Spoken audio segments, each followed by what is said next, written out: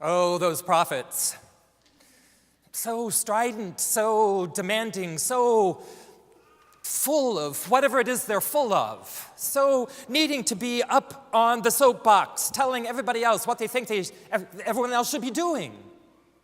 And because they're probably experiencing their own sense of coming from a place of powerlessness, their words are even fuller with that sense of impulse and import, because they're trying to get a point across that they feel that maybe no one will listen to. So if you're new here, for the season of Lent, which began a few weeks ago, we've been looking at prophets, now and then. Prophets from the Bible, prophets from our history, contemporary prophets. The problem with this whole idea, which we're only just discovering now, is that it forces us to talk about difficult issues. And this morning, we're going to be talking about the legacy of slavery in the United States. In a little minute, I'm going to be talking about the three prophets that we're looking at. But first, I want to read a quote from one of them, Frederick Douglass, because he knew something about what it meant to be a prophet and the challenge of that. If there is no struggle, there is no progress. Those who profess to favor freedom and yet depreciate agitation are men, people, who want crops without plowing up the ground. They want rain without thunder and lightning. They want the ocean without the awful roar of its many waters. This struggle may be a moral one, or it may be a physical one, or it may be both moral and physical. But it must be a struggle. Power concedes nothing without a demand. It never did, and it never will.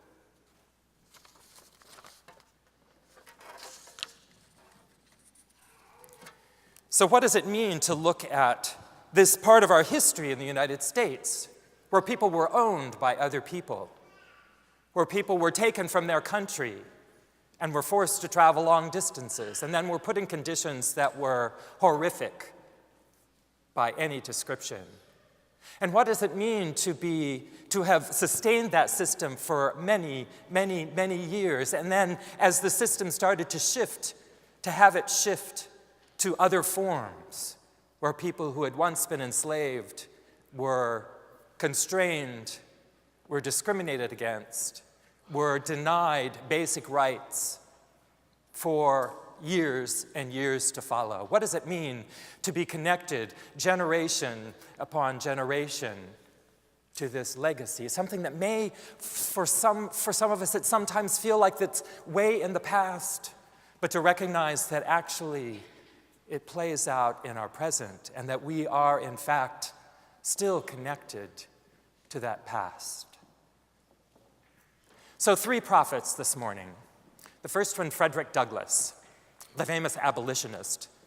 He was born in 1818, and he was enslaved when he was born in Maryland on the Eastern Shore, out in a rural area. When he was, I think, 7 or 8, he was moved to Baltimore, that he had been, I think, just moved to a relative in the family to serve in Baltimore. And he found Baltimore to be a slightly different experience than what he had experienced in this rural area. And there's some fascinating things about Frederick Douglass, this kind of convergence of what must have been an incredibly masterful mind in these really horrible situations, someone who was able to see, to escape, to transcend. And some of it feels like it was the work of God, that there were pieces of his experience that he was able to put together in powerful ways that made him one of the most powerful voices around abolition in that time. And actually, he lived a long life. He not only worked against slavery until it was abolished, but then had to face some of the things that came after slavery, including working against Jim Crow laws. So throughout his life, he was looking at these kinds of issues and working on them. But how could it be that this young man who was born enslaved could become such a great orator, could become so famous for the words that he could speak on this subject?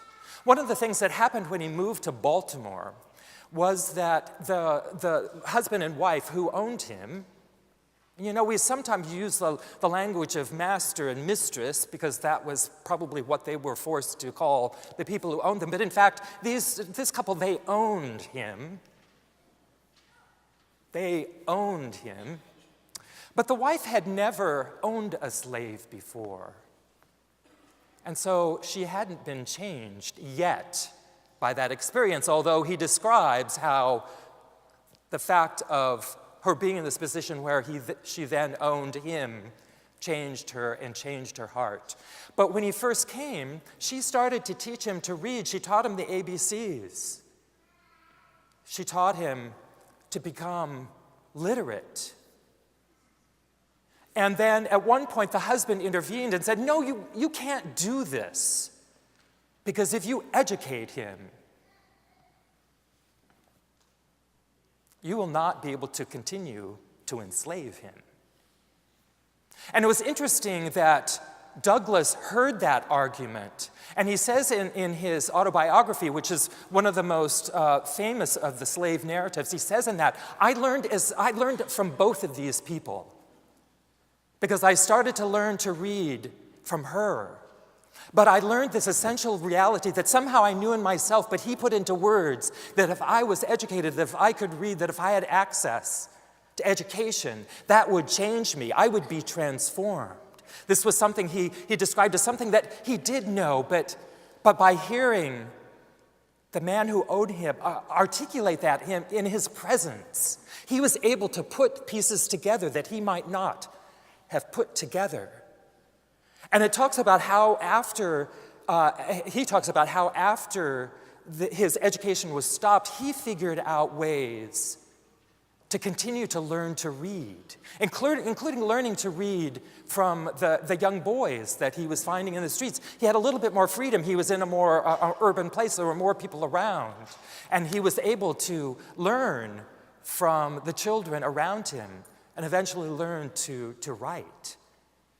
And then he was transferred. He was moved back again to this rural area. And I'm not going to tell this whole story, but it's kind of shocking the way that this young man who had had a little bit of opportunity is moved back into a situation of great brutality, where his soul, where his spirit was almost broken again. Well, it was, almost to the place where he was experiencing complete despair. And then he was able to escape, not the first time, the second time. And as he was able to move into circles, when he was in Baltimore before, he had started to hear about the abolitionists. He heard this word abolition and abolitionist. He didn't know exactly. He knew that it had something to do with abolish, but he didn't know what it was about, and he learned that there was this movement around abolition. And when he managed to escape, he became involved in that, and he started to speak.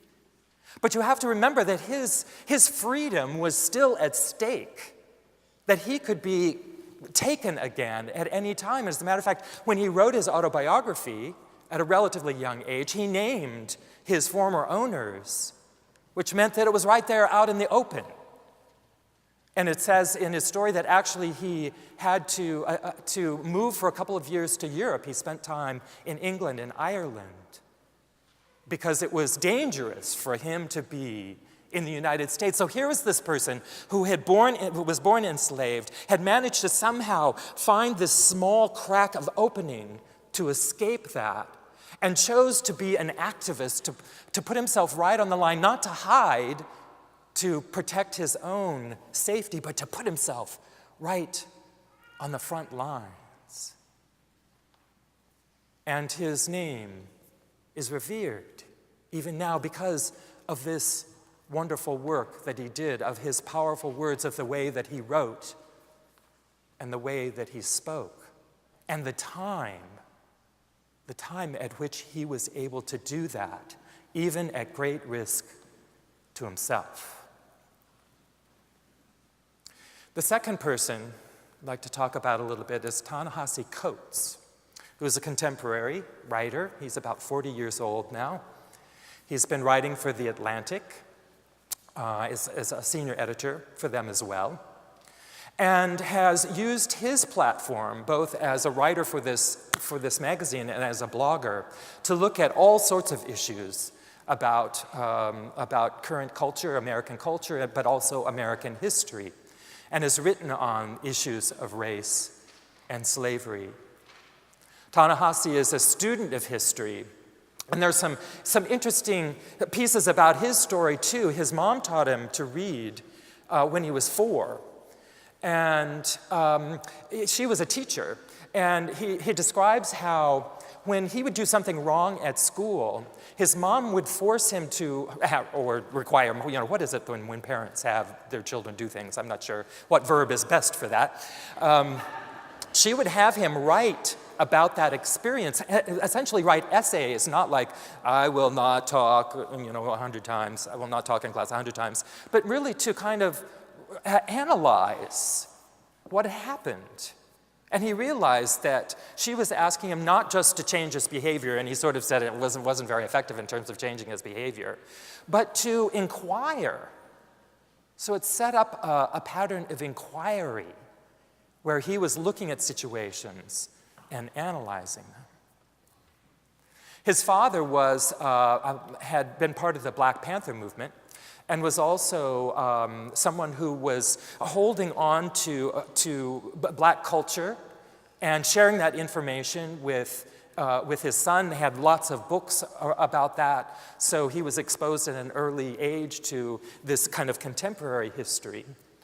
And then later on, his father got a position at Howard University as an archivist, and because of that, Ta-Nehesi was able to go to Howard University.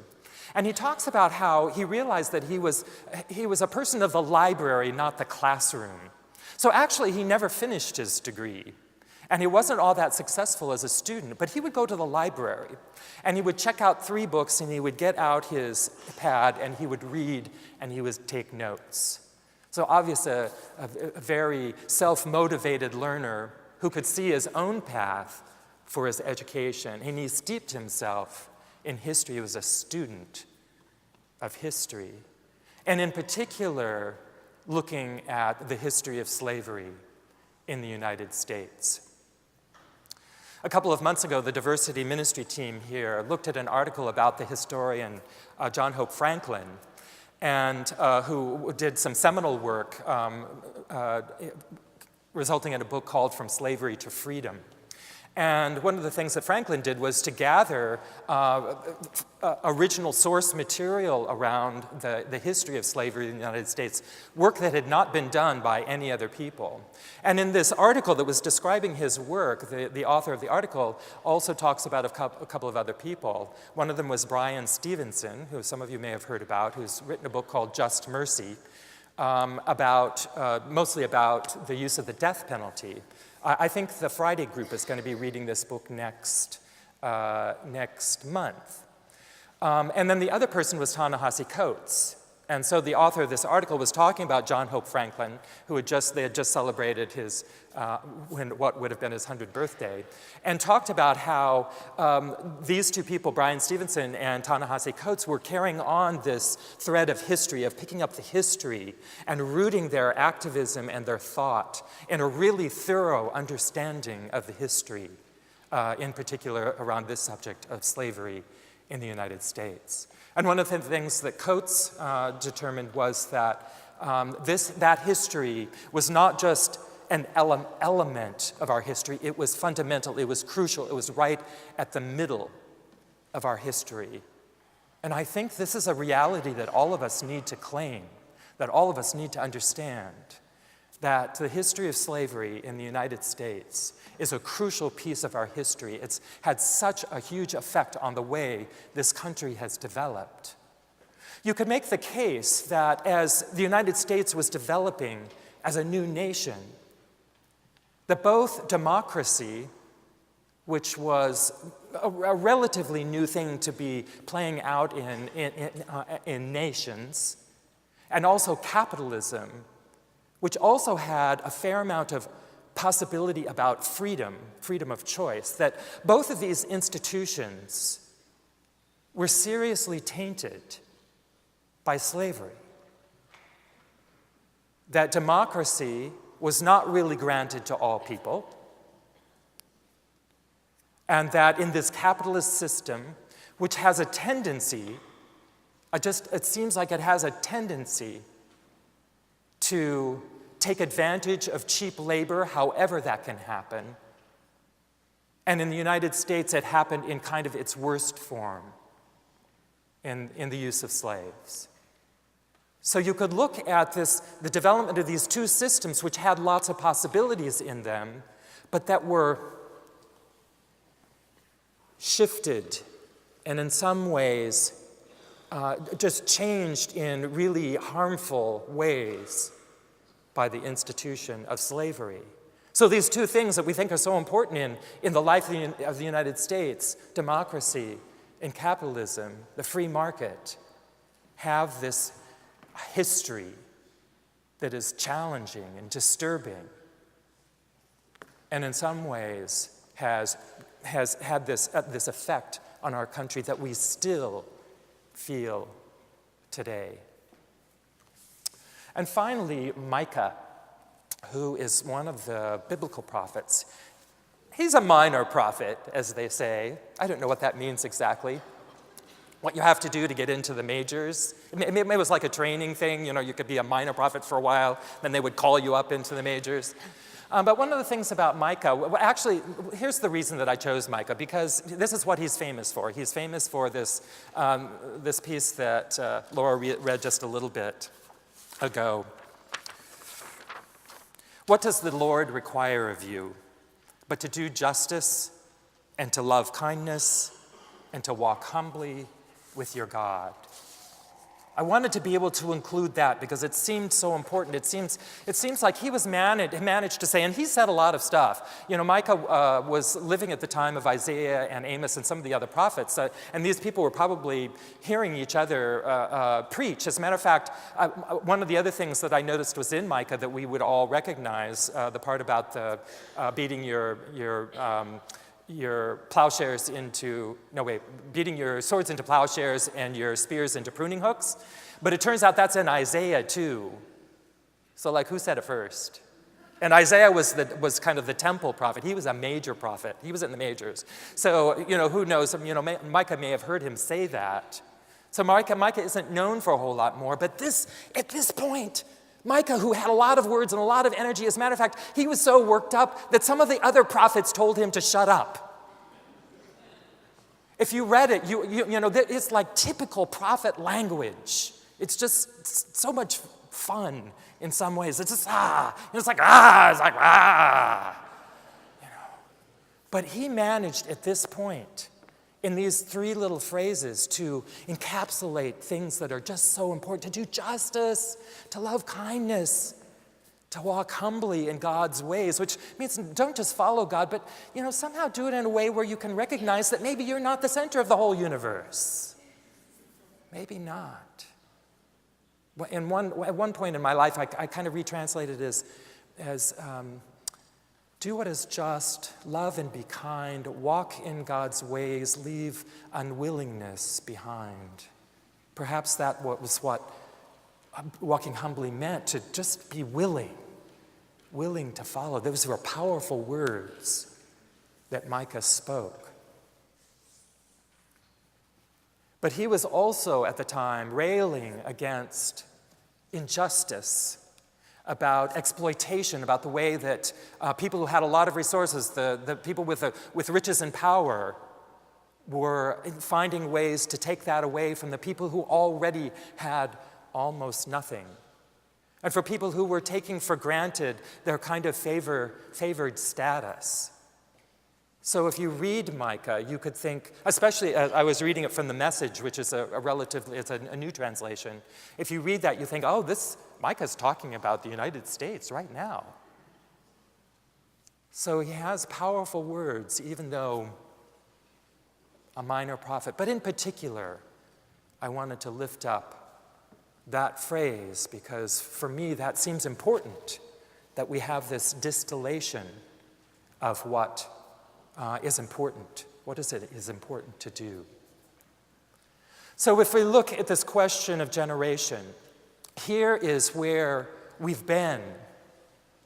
And here is where we are now, and to recognize that even when slavery was ended, this horrific system where people could own other people, where people were terrorized, where they were beaten, flogged,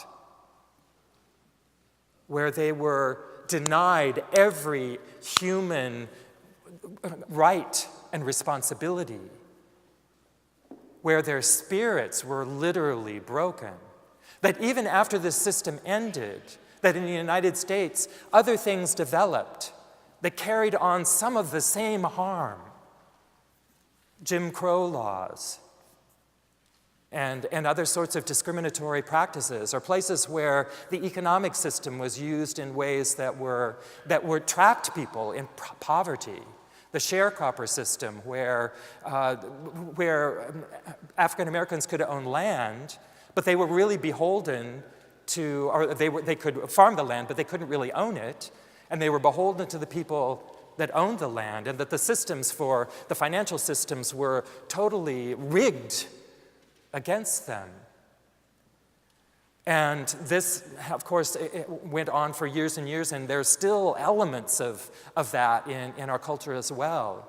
But it also morphed into discrimination in housing and employment. If you look at the period of time, like around the time of the GI Bill, where a lot of people were returning, including African Americans who had fought in the wars, were not allowed the full rights of the GI Bill and not able to buy houses. We all know about redlining, which is the process of determining certain areas where people of color were not allowed to buy houses. And because they couldn't move into that home owner status, which is a way that many of us and our forebears were able to move up in life by owning a home and building that bit of wealth, sometimes into more wealth, that was denied a whole group of people at a period of time. So if you look at today where a generation or two before were denied that possibility, the ripple economic effect of that is still being played out today in terms of who has wealth and who doesn't. And by that I really just mean assets. You don't have to be terribly rich, but to own a home, to have those kinds of assets, to have missed out on that opportunity, and to recognize how difficult it is now to enter into that. You can see how generation to generation, what effect this can have. I want to call us to our history. I don't know about you, but I stopped studying history like in, junior high or high school. That was the last time I had a history class.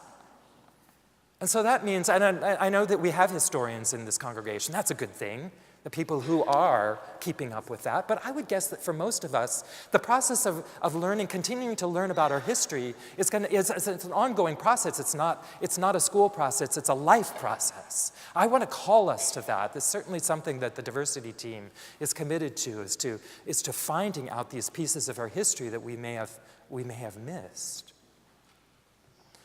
But I don't think necessarily, well, I'm going to say two things side by side.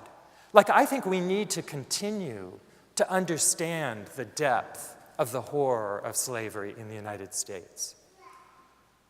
And I also think that the point may not be to be convinced that slavery was a bad thing. I think we're already convinced of that. But I think there are elements of our American culture, and sometimes the way that we think, that are a little bit harder for us to grasp onto. One of those is this idea that when something happens to someone else, especially someone of a group that I identify with, it's like it's happening to me. So if something happens over there, to someone, something horrible, I may have the response of compassion, which is my care and concern for my brother or sister. But for some people and in some situations, actually what we're experiencing is that it feels like this is happening to me. I can't actually separate, or it's difficult to separate my own experience from the experience of my brothers and sisters, because the sense of identification is so strong. So to recognize that that's one of the effects in our culture. Actually, I think it happens to all of us. It happens to all of us. But to understand that's a dynamic. When something happens to somebody else, especially in a group that I identify with, then it's like it's happening to me. And that's the way, of course, terrorism works. It's not just an over there kind of thing. It's like, oh, this could have happened to me. And another piece of our culture, which is that, we're self-made. Everything I've done in my life, I've done on my own. Kind of from the day I was born, it was a new slate. Here I am because of what I've done. And to recognize that, actually, no, that's not true for anybody. Even as much as we might have worked hard to accomplish what we've accomplished. And we should get to take credit for the ways that we've worked hard and accomplished things. But what we've been able to do is built on generation upon generation. It counts on our parents and our grandparents and the people who came before that. And I used this quote in the beginning of the order, at the front of the order of service, that Ta-Nehesi Coates said, that's important to remember. Never forget that we were enslaved in this country longer than we have been free. Never forget that for 250 years, black people were born into chains, whole generations, followed by more generations who knew nothing but change. So it does matter what happened to our ancestors. It does matter. And not just on an individual basis, but on a wider basis. It does matter. And the pain of generations gets passed down to the children and the grandchildren and the great-grandchildren. Hopefully some of that can be shifted, but some of it is there, just in our DNA, in our makeup. So to recognize that we are where we are, not just on our own good behavior, but because of the people that came before us. And people who are experiencing challenge in the world today, that may be as much based on their ancestors and the challenges of their ancestors. That this is still, the long-term effects of slavery in the United States are still being felt today in our culture. It's a challenging thing, no doubt about it, for us to take this on. Because even to feel it, it's like it's too much to hold. And that's true. We can't hold it as individuals. It's something that is much bigger. One of the reasons that I chose the Micah quote was that it had justice and love right there together. Justice and love. And unless we have both of those things, we don't have the whole picture. And personally, I'm feeling like I'm going to put my coins in the love basket these days. I find myself more and more called to come from a place of love, even while I'm holding the need for justice. These two aren't mutually exclusive. But the challenges of trying to create change, of trying to deal with difficult subjects, it's a challenge. And so to be able to put justice and love together seems important to me. Also, this first hymn that I had chosen, Let Hope and Sorrow Now Unite, this song is really, I think, a song about people who have died. It's like a song you might sing at a funeral, remembering that. But again, I was struck by putting the words hope and sorrow right together, because if we are going to look at this question of standing on this history of slavery in the United States, and if we're looking at changing something, it seems to me that we need to have both of those things. We need to recognize the grief that is there, and we need to have hope. And we need to recognize that the reality of the world and the universe is really almost beyond what we can imagine. Be glad for life in age or youth, its worth is past conceiving. It's just almost impossible to conceive. And stand by justice, love, and truth as patterns for believing.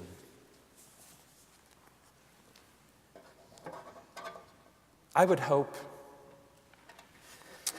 that we would be like prophets, that we would be strident, that we would be full of energy and intention and desire for what is right, for what is possible, for what is good for all.